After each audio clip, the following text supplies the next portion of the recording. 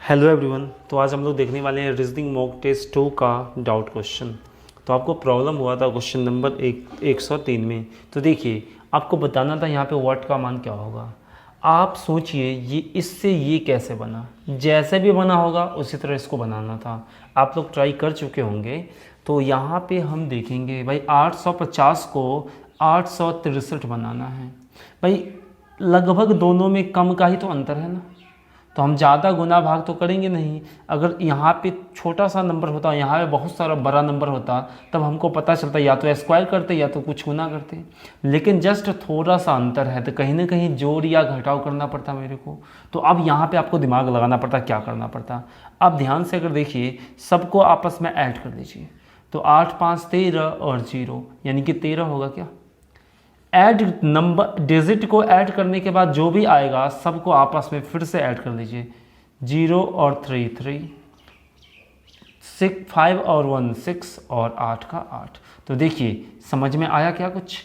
यानी डिजिट को जोड़ के जो आएगा फिर से वही नंबर में उस डिजिट का सम को ऐड कर लीजिए। यहाँ पर भी वही करेंगे हम लोग, सबको आपस में ऐड करेंगे। अगर सबको आपस में ऐड करेंगे तो 4 3 7 और 0 यानी कि 7 हो जाएगा। सबको फिर से ऐड कर लेंगे तो 437। तो क्वेश्चन नंबर 103 का राइट आंसर कितना हो जाएगा आपका, option number 1 is the correct answer. तो आई होप आपको समझ में आया होगा। Take your time please. Question number 105 देखिएगा, आपको बतलाना है इसमें से ऑड वन आउट यानी विषम आपको फाइंड करना है, इसमें से क्या होगा। तो देखिए आप लोग सबसे पहले क्या सोचते, सर यहाँ पे ये अपोजिट है आपस में, ये भी अपोजिट है आपस में, ये भी अपोजिट है आपस में और ये भी अपोजिट है आपस में। भाई इसको देखने से तो मेरे को पता नहीं चला इसमें से सबसे अलग कौन है। और उसके बाद अगर ए क्यू एन और वी को देखते हैं ना, यू को देखते हैं, तो इसी से मेरे को पता चलेगा इसमें सबसे अलग कौन है। आप यहाँ पर अगर आप ध्यान से देखते हैं ना, तो एक्स से बना है ए, तो हम सोचेंगे भाई इस दोनों से इसका रिलेशन क्या है, इस दोनों से इसका रिलेशन क्या है, उसी तरह इस दोनों से इसका रिलेशन क्या है, सब में चेक करेंगे। या फिर इस सी से इसका रिलेशन क्या है, या फिर इस एक्स से इसका रिलेशन क्या है। किसी न किसी तरीका से एक जैसा रिलेशन सब में ढूंढना है, और कोई एक ऐसा ऑप्शन होगा जिसमें वो रिलेशन नहीं मिलेगा, तो वही हो जाएगा आपका आंसर। तो देखिए सबसे पहला हम लोग क्या देखते हैं इस क्वेश्चन में, सर सब अपोजिट है, ये दोनों आपस में अपोजिट था, तो इससे तो मेरे को नहीं पता चला। अब आगे देखते हैं। तो देखिए एक्स से अगर आप ए बनाना चाहते हैं, एक्स से अगर ए बनाना चाहते हैं, तो एक्स के बाद क्या होता है वाई, वाई के बाद क्या होता है आपका जेड, और z के बाद क्या होता है आपका a। तो आपको क्या पता चला, x से 3 आगे जाने पर आपका क्या हो गया, ये नंबर आता है, यानी a लेटर आता है a। क्लियर। उसी तरह आप n के बाद जाइए तो n के बाद जाइए तो n के बाद क्या होता है o के बाद p के बाद q। यहाँ पर भी 3 आगे जाने पर मेरे को ये आता है। तो देखिए ये दोनों मिल गया ना, तो इस दोनों में से तो आंसर हो नहीं सकता है। हम आगे जाते हैं के देखिए यहाँ पे के क्या है आपका, के के बाद जाइए एल के बाद एम के बाद एन। तो आप बोलिएगा सर यहाँ पर भी 3 आगे अगर हम गए ना, तो मेरा ये एन आ गया। तो अब 1 2 3 ऑप्शन आपस में मिल गया, तो ये तीनों तो आंसर हो नहीं सकता है। तो एक ही ऑप्शन बचा जो आपका आंसर होगा, एक बार चेक कर लेते हैं। देखिए ये एस है, एस से 3 आगे जाने पर अगर हो जाता था तो आंसर कोई नहीं होता। तब तो अगर ऐसा हो जाता तब हम कोई और अप्रोच लगाते हैं, लेकिन अभी हम एक बार यहाँ चेक करते हैं। एस के बाद क्या होगा, एस के बाद टी के बाद यू के बाद वी, यानी कि 2 आगे जाने पर ही ये चीज़ आ जाता है। भाई वी होता तब तो कोई और अप्रोच लगता, या फिर ना लगता तो आंसर गलत, क्वेश्चन गलती हो जाता। तो हम बोल सकते हैं इस क्वेश्चन का राइट आंसर कौन सा हो गया, ऑप्शन नंबर 4। तो आई होप आपको समझ में आया होगा। क्लियर। अब हम लोग आ जाते हैं क्वेश्चन नंबर 106 पे। इसमें भी आपको विषम चुनना था, तो बताइए इसमें सबसे अलग कौन है।